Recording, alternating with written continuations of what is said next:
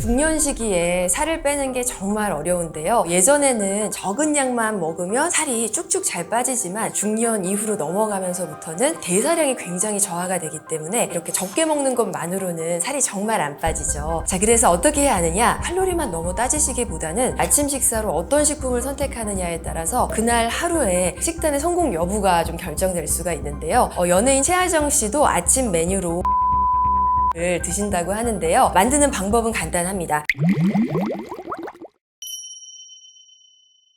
아침 식사로 어떤 식품을 선택하느냐에 따라서 그날 하루에 식단의 성공 여부가 좀 결정될 수가 있는데요. 혈당 스파이크를 일으키는 정제 탄수화물을 섭취하시게 되면 그날 아침에 시작하는 인슐린의 수치가 급격하게 올라간 상태로 시작하게 됩니다. 그렇게 되면 하루 종일 혈당이 요동치게 되고 식욕이 폭발하고 그리고 혈당 조절이 잘 이루어지지 않기 때문에 아침 식사는 혈당이 서서히 오르고 그리고 인슐린 호르몬도 서서히 올릴 수 있는 그런 식품을 드시는 게 좋을 것 같습니다. 아침 식사로 제가 꼽는 최고의 메뉴는요, 단백질과 식이섬유소, 불포화 지방산, 이렇게 혈당을 천천히 올릴 수 있는 영양소가 들어간 식품인데요. 바로 그릭 요거트입니다. 단백질로는 이 그릭 요거트가 일반 요거트에 비해서 단백질이나 칼슘의 함량이 훨씬 높고 당 성분은 적기 때문에 그릭 요거트 활용하시면 굉장히 좋은데요. 거기다가 불포화 지방산이 많은 견과류 좀 뿌려서 과일 중에서는 당도가 낮은 베리류를 좀 첨가해서 드시면 아침 식사로 굉장히 영양 밸런스가 좋은 식품이라고 할 수가 있겠습니다. 사과 땅콩 버터 굉장히 좋아요. 연예인 최하정 씨도 아침 메뉴로 이 사과 땅콩 버터를 드신다고 하는데요. 만드는 방법은 간단합니다. 사과는 이제 껍질째 먹을 거기 때문에 베이킹 소다에 사과를 좀 깨끗이 씻은 다음에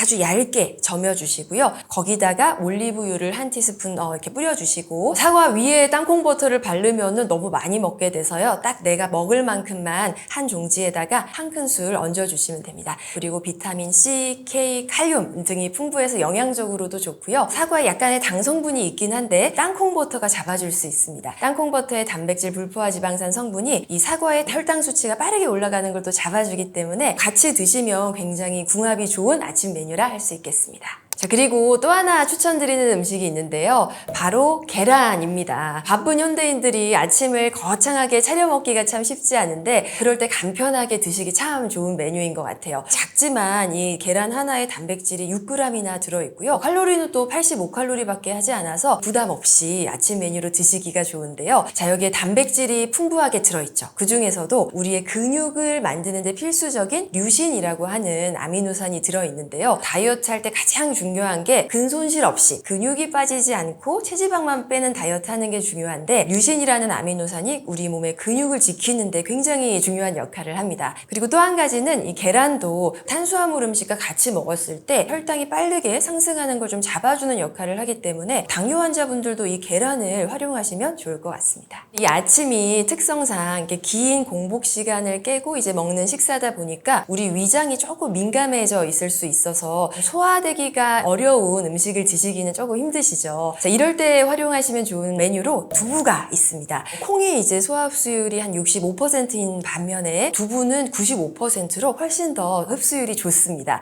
그리고 먹었을 때 위장에 부담이 없죠. 부드럽게 넘어가니까요. 또 한 가지는 두부에 이 식이섬유인 그 올리고당이 함유가 되어 있는데 이 올리고당이 유산균의 먹이가 되는 것입니다. 그래서 유익균의 증식이 활발해지면서 우리 아침에 배변 활동을 돕는데도 도움이 되실 수 있겠습니다. 두부를 이렇게 부쳐 드셔도 좋고 으깨서 계란과 함께 익혀 드셔도 좋은데요. 좀 시간이 없으시다면 요즘은 모닝 두부라고 해서 간단하게 먹을 수 있는 두부가 있거든요. 굉장히 부드러워서 스푼으로 떠먹을 수 있는 두부입니다. 한 팩에 85칼로리 정도 하고요. 단백질은 7g이나 들어있어서 양이 그리 많지 않기 때문에 보통 한 2팩 정도 드셔도 아침 메뉴로 굉장히 위가 편안한 음식이 될 수 있겠습니다. 혈당을 잘 조절해야 되는 이제 비만 환자분들이나 또 당뇨 환자분들이 드시면 좋을 차로 보통 녹차나 홍차, 또 보이차나 우엉차가 있는데요. 차들의 맛이 조금 심심하다, 지루하다고 느끼시는 분들에게는 조금 더 색다른 맛이 있는 콤부차도 권해드릴 수 있습니다. 이 콤부차는요, 보통 홍차나 녹차를 우린 물에다가 스코비라고 하는 유익균을 발효시켜서 만든 음료인데요. 약간 신맛이 나고요. 이 발효 과정에서 탄산이 생기기 때문에 때문에 톡 쏘는 맛이 있어서 좀 색다르게 마실 수 있는 차가 되겠습니다. 그리고 이 콤부차는 공복 혈당을 낮춰준다라는 연구 결과도 있어서요. 우리 혈당 수치 빨리 올리면 안 되는 비만 관리하시는 분들이라든지 당뇨 환자분들이 드시면 좋은 차가 되겠습니다.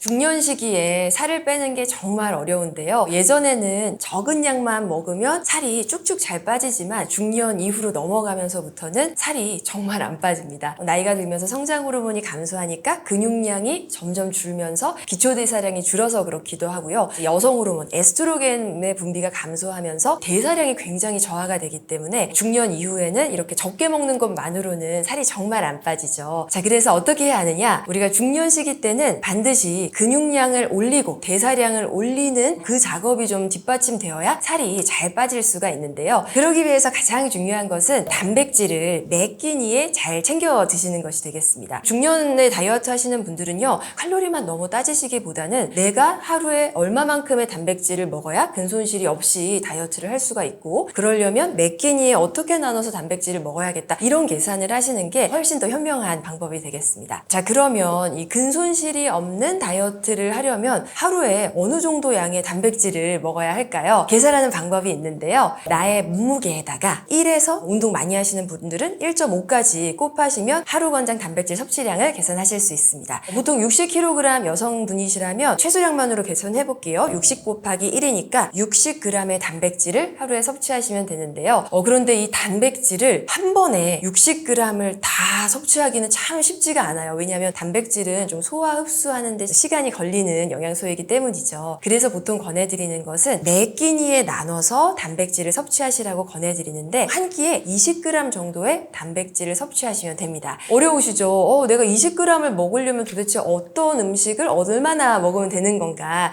그걸 좀 말씀드리면요. 대표적인 단백질 음식들이 있잖아요. 그런 식품들의 단백질 함량은 좀 기억하시면 좋은데요. 고기는 보통 100g에 20g의 단백질이 들어있고요. 생선도 마찬가지입니다. 손바닥 하나 100g에 20g 들어있고요. 또 많이 드시는 게 두유에는 6g이 들어있고, 또 달걀에도 6g의 단백질이 들어있어요. 치즈 슬라이스 한 장에는 4g의 단백질이 들어있고, 두부 한 모는 24g 정도가 들어있습니다. 일단 아침을 드신다면 계란 2알에다가 두유 드시면 한 18g, 한 20g 정도가 채워지고요. 그리고 점심은 한식 메뉴로 드신다면 메인 메뉴가 생선 한 마리 정도 되게 하시면 또 20g 드시고, 저녁은 고기 반찬이 들어가게 해서 탄수화물 밥은 좀 확 줄이고 고기 이제 1인분 용량으로 드시면 한 60g 정도의 단백질을 챙겨 보실 수가 있겠습니다. 이제 레지던트 생활 때 숙소에 흰 식빵과 딸기잼이 항상 구비가 되어 있었어요. 그래서 아침으로는 매일 흰 식빵에다가 잼을 발라서 2장씩 이제 구워 먹고 나갔는데요. 이렇게 먹고 나가면 정말 신기하게도 회신 돌고 2시간 뒤에 다시 돌아오면 금세 배가 고파져서 또 1층 빵집에 가서 소보로빵을 하나 더 사들고 올라가곤 했습니다. 정제탄수화물이 혈당을 빠르게 올리고 빠르게 떨어뜨리니까 공복감이 금세 찾아오는 건데요. 그 다음부터는 먹은 지 얼마 안 돼서 바로 배가 고파지는 식단 말고 적게 먹어도 포만감이 좀 오래가는 식단으로 바꿔봐야겠다라고 생각을 하고, 탄수화물 폭탄 토스트를 단백질 폭탄 토스트로 좀 바꿔봤습니다. 일단 흰 식빵을 통밀빵으로 바꿨는데요. 보정이 덜 돼서 섬유소가 많기 때문에 혈당을 빠르게 상승하는 거 좀 잡아줄 수가 있습니다.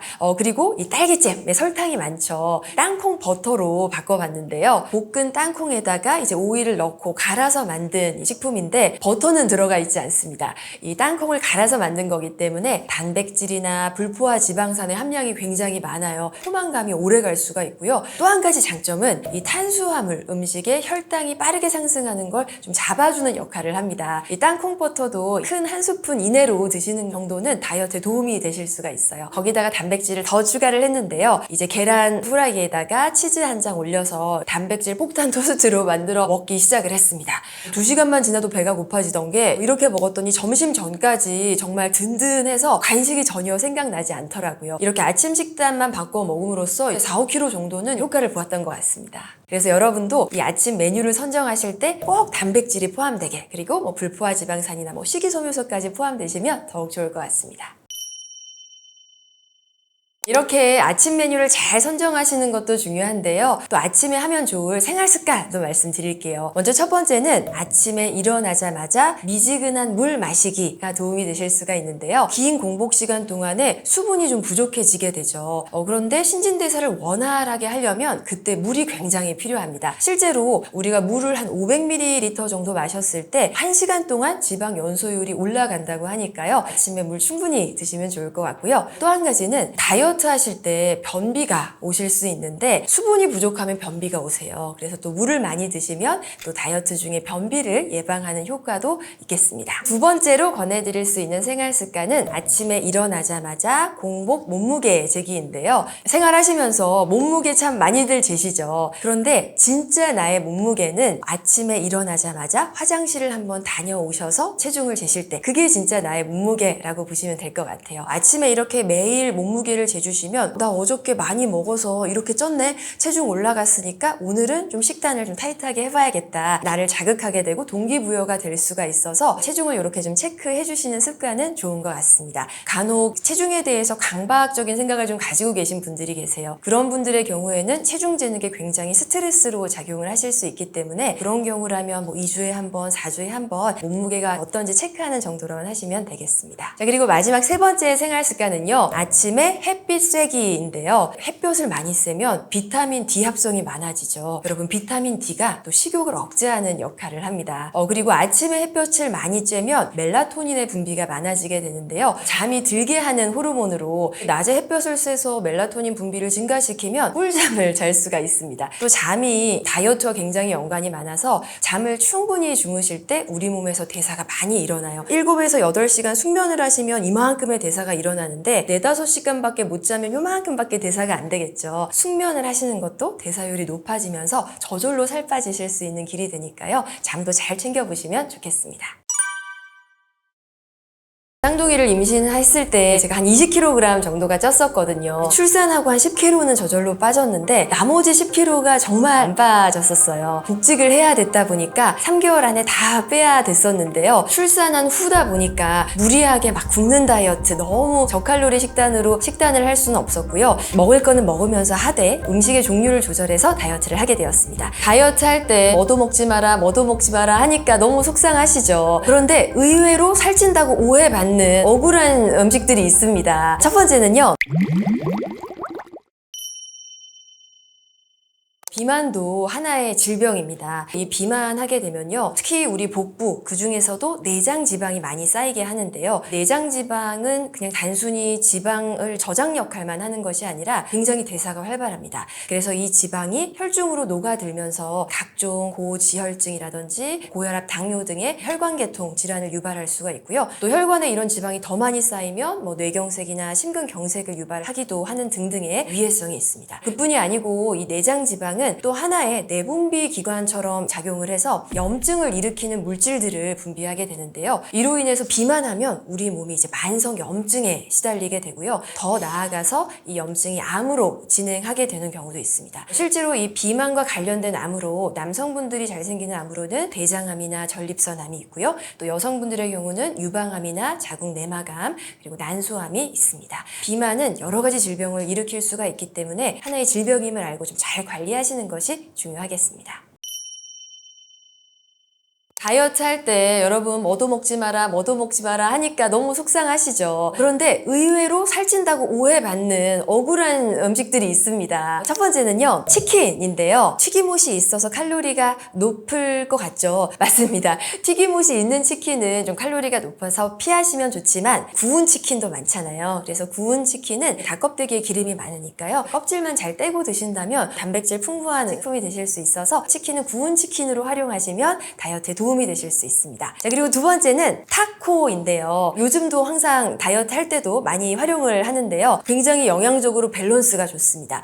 일단 그 타코의 피 자체가 굉장히 얇죠. 햄버거나 피자 도우는 굉장히 두껍잖아요. 그래서 탄수화물을 굉장히 소량으로 먹을 수 있다는 장점이 있고요. 토마토, 양파 많이 들어가죠. 식이섬유소 풍부하고 다진 고기가 꼭 들어가기 때문에 단백질도 섭취할 수 있어서 타코는 굉장히 영양적으로 좋은 다이어트 음식인데 너무 맛있다고 많이 드시지 마시고요. 2개 이내로 드시면 보시면 좋을 것 같습니다. 세 번째는 돼지고기인데요. 돼지고기 하면은 왠지 돼지 기름이 살찔 것 같다 라고 생각하실 수 있는데, 기름이 많은 부위만 좀 피하신다면 괜찮습니다. 기름이 많은 부위로 삼겹살이 있죠. 삼겹살은 여러분 절대 다이어트 하실 때는 드시면 좋지 않으세요. 같은 부피를 먹어도 다른 고기보다 칼로리가 2배나 많이 나가거든요. 대신 목살을 시키시면 좋습니다. 삼겹살이 보통 1인분 200g 정도가 무려 700칼로리나 하거든요. 그런데 목살은 한 540칼로리 정도에서 칼로리가 조금 더 낮고요. 돼지고기 중에서 가장 다이어트에 도움이 되는 부위를 고른다고 한다면 앞다리살이 좋아요. 닭가슴살이 좀 질릴 때는 저도 다이어트 할 때 전용 메뉴로 돼지고기의 앞다리살을 굉장히 많이 활용하는데요. 기름이 되게 좋고요. 그리고 살코기가 많아서 칼로리가 1인분 용량에 한 360칼로리 정도밖에 하지 않습니다. 그래서 돼지고기 앞다리살에다가 간장 소스나 해서 숙주잠을 넣고 이렇게 드시면은 굉장히 좋은 다이어트 메뉴가 되실 수 있으세요. 자, 그리고 네 번째는 땅콩 버터입니다. 왠지 버터가 들어가니까 지방이니까 칼로리 높지 않을까 생각하실 수 있는데요. 이 땅콩 버터에 버터는 들어가지 않고요. 볶은 땅콩에다가 오일을 조금 넣고 이제 갈아 만든 식품입니다. 그래서 단백질과 지방 중에서도 포화지방이 아니라 불포화 지방산의 함량이 많아요. 그리고 식이섬유소도 풍부하기 때문에 굉장히 포만감이 좀 오래 유지가 될 수가 있고요. 그리고 땅콩 버터의 최대의 장점이죠. 다른 탄수화물 음식과 함께 먹었을 때 혈당이 빠르게 올라가는 걸 좀 잡아줄 수가 있기 때문에 땅콩 버터는 보통 1~2큰술 이내로 드시는 게 좋습니다. 양말 잘 조절하신다면 다이어트에 도움이 되겠습니다. 자, 마지막 5번째는 치즈입니다. 치즈는 단백질뿐만이 아니라 칼슘의 함량도 높아서 영양적으로도 굉장히 좋고요. 그리고 프로바이오틱스도 함유가 되어 있어서 장 건강에도 좋기 때문에 다이어트에 도움이 되실 수가 있으세요. 보통 다이어트 간식으로 활용하시면 좋은데요. 단 드실 때 나트륨 함량이 많은 파마산 치즈나 체다 치즈보다는 나트륨이나 지방 함량이 적은 모짜렐라, 리코타, 코티지 치즈와 같은 치즈를 활용하시면 도움이 되시겠습니다.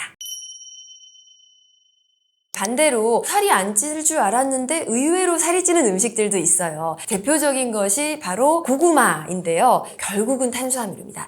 탄수화물 중에서 좋은 탄수화물이라고 하는 것이지 양을 조절하지 못하시면 살이 찌실 수 있으세요. 손바닥 하나 크기 정도 대짜 사이즈가 300칼로리 정도 하거든요. 밥 한 공기 칼로리와 맞먹기 때문에 고구마 드실 때는 작은 사이즈 하나 정도 드시는 게 좋은데요. 근데 제가 예전에 다이어트 할 때 큰 거 먹으면 안 된다고 하니까 150칼로리짜리 작은 사이즈를 먹었어요. 근데 고구마 특징이 너무 달고 맛있잖아요. 그래서 한 개 먹고 끝이 안 나더라고요. 그래서 한 개 호로록 먹고 2개 먹고 3개 먹고 하니까 칼로리가 너무 많아지면서 오히려 살이 쪘던 경험이 있습니다. 고구마를 드실 거라면 작은 크기 하나 정도로 양을 좀 조절해서 드실 수 있다면 식이섬유소가 많은 좋은 탄수화물이기 때문에 도움이 되실 수 있지만 양 조절이 어려울 것 같으시다면 고구마는 좀 피하시는 게 나으실 수도 있겠습니다. 자, 그리고 두 번째 의외의 식품은 과일인데요. 자, 과일하면 비타민도 많고 해서 건강에 도움이 될 것 같다라고 많이들 생각하시지만 의외로 과일이 살을 더 찌울 수가 있습니다. 이 과일에는 과당이 많이 들어있는데요. 이 과당이 이 포도당과는 대사 경로가 좀 다른 특징이 있거든요. 포도당 같은 경우는 섭취를 하면 혈액중으로 들어가서 우리 몸이 이제 에너지를 낼 때 에너지원으로 소비가 됩니다. 과당 같은 경우는 혈중으로 들어가는 게 아니라 바로 간으로 가서 지방으로 저장이 되기 때문에 지방 간을 일으킨다든지 고지혈증이나 당뇨 등의 대사성 질환을 일으킬 수가 있어서 우리 몸에 지방이 조금 더 잘 쌓이게 할 수 있는 영양소라고 보실 수가 있겠어요. 또 한 가지는 포도당 같은 경우는 우리가 먹으면 렙틴이라고 하는 식욕 억제 호르몬이 분비가 되면서 식욕이 억제가 되거든요. 근데 과당은 렙틴 호르몬의 분비가 잘 이루어지지 않으면서 배가 부르지 않으니까 식욕 억제가 안 돼서 좀 계속 먹게 되는 특징이 있습니다.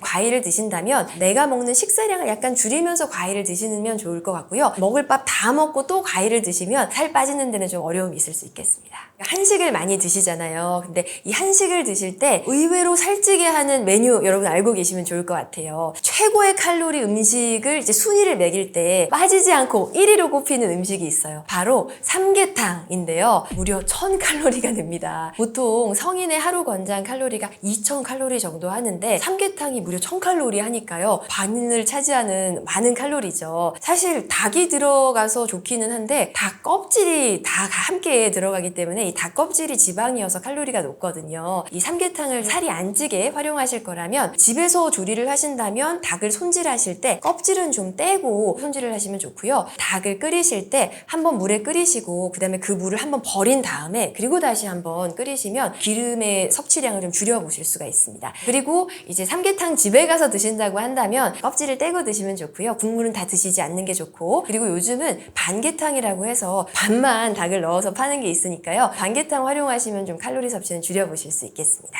두 번째 의외로 살찌는 한식 메뉴는 바로 볶음밥입니다. 볶음밥은 탄수화물과 지방의 조합이에요. 탄수화물이 많이 들어가고요. 맛있게 볶으려면 식용유가 많이 들어가게 되거든요. 탄수화물과 지방을 함께 먹게 되기 때문에 칼로리적으로도 굉장히 높을 뿐만이 아니라 살 안 찌게 먹으려면 반찬 다 먹고 밥을 줄여 먹고가 돼야 되는데, 볶음밥은 메인이 밥이기 때문에 밥을 줄여 먹을 수가 없어요. 다이어트 하실 때 볶음밥은 좀 피하라고 말씀드리는 메뉴 중 하나입니다.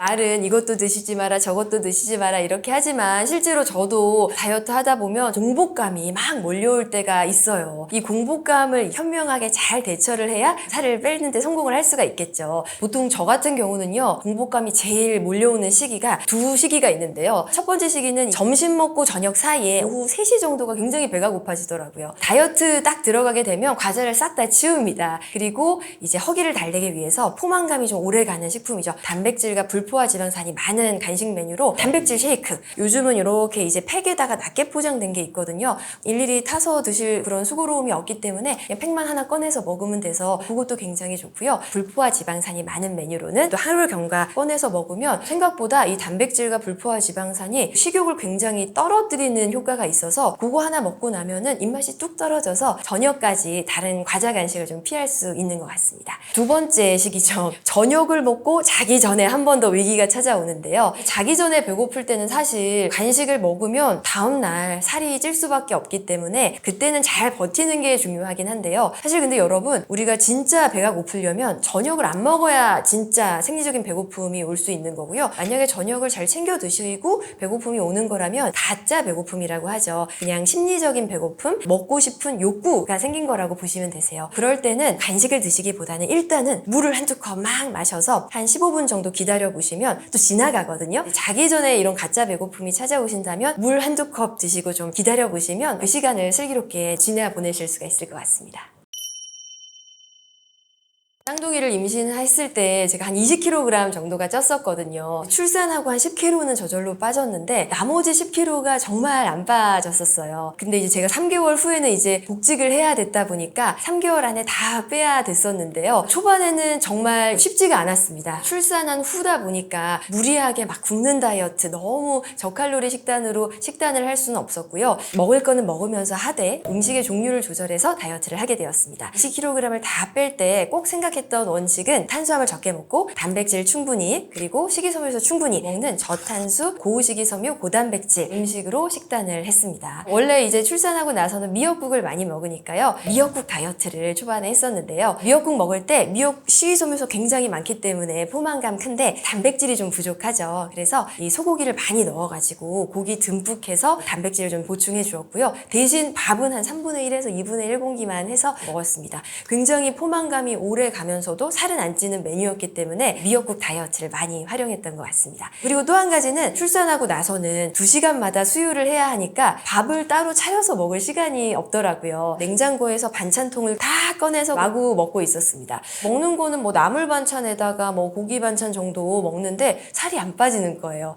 생각을 해봤더니 양 조절에 문제가 있겠다 생각이 들어서 시작하게 된 게 이제 한 그릇 다이어트입니다. 한 그릇 다이어트는 중짜 크기 요 정도 그릇에다가 내가 먹을 만큼의 양만 음식을 덜어서 배치를 해주시고 딱 그 양만 먹는 건데요. 밥 같은 경우는 반 공기에서 3분의 1 공기만 넣고 메인 메뉴로 단백질, 뭐 고기 반찬, 생선 반찬 넣고 남은 반찬을 한 3-4가지 종류 넣고 쌈채소도 많이 먹었습니다. 그렇게 해서 한 그릇을 푸짐하게 만들어 놓고 딱 그 양만 먹었어요. 모아놓고 보면 굉장히 많지만 각각 되게 소량씩 담은 거거든요. 그렇게 양을 딱 정해놓고 먹으니까 예전에 반찬통 하나씩 다 꺼내놓고 먹을 때보다 양 조절이 돼서 다음부터는 좀 살이 좀 쉽게 빠졌던 것 같습니다.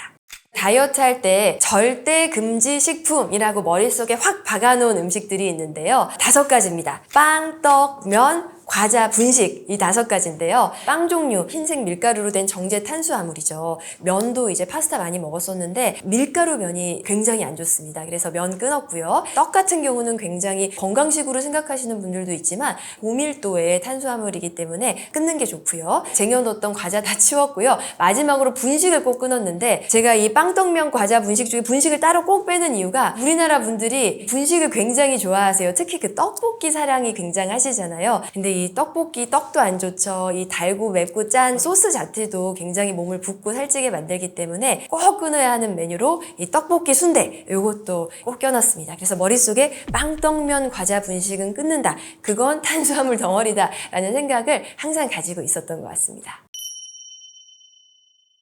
현명하게 식사를 잘 하시는 것도 중요하지만 식사 후에 건강한 생활 습관을 갖는 것도 중요한데요. 식사 후에 이런 행동을 하시면 건강을 좀 해칠 수가 있는 몇 가지가 있습니다. 먼저 첫 번째는 식사 후에 바로 커피 마시기인데요. 식사 직후에 커피를 마시게 되면 이 커피에 있는 카페인, 탄닌 성분이 무기질의 흡수를 좀 방해하는 작용을 합니다. 특히 이 철분의 흡수를 방해할 수가 있는데요. 철분은 우리 몸에서 각 조직에다가 산소를 날라서 장기의 기능이 원활하게 수행되도록 하는 성분인데 이 철분이 부족하게 되면 우리 몸이 굉장히 피로해질 수 있고 하지불안 증후군이라든지 빈혈이 야기될 수가 있어서 식후에 커피 드시는 것보다는 건강한 차를 드시는 게 더욱 좋을 것 같습니다. 네, 그리고 두 번째는요. 식후에 바로 과일 먹기인데요. 식사를 하게 되면 식후 혈당이 이렇게 쭉 올라가게 되죠. 그런데 식후에 바로 과일을 드시게 되면 과일도 이 과당과 이제 당이 다 들어있기 때문에 또 한 번 혈당이 오를 수가 있고요. 이로 인해서 우리가 식사 후에도 인슐린의 분비가 급격하게 이루어지는데 과일을 먹으면 또 한 번 인슐린 분비가 급격히 증가하면서 췌장에 좀 무리가 올 수가 있습니다. 당을 건강하게 잘 조절해야 하는 비만을 조절하시는 분들, 당뇨 환자분들이라면 식사 직후에 과일을 드시는 건 좀 피하시는 게 좋겠고요.